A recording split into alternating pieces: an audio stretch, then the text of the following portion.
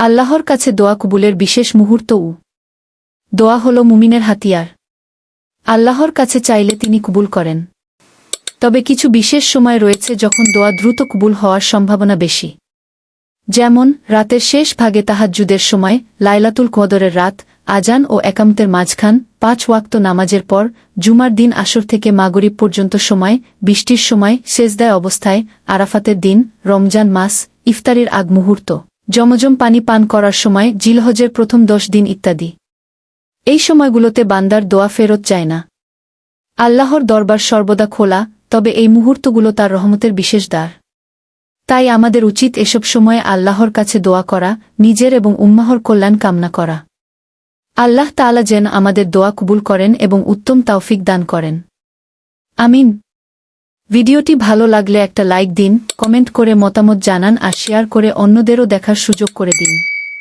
Subscribe করতে ভুলবেন না।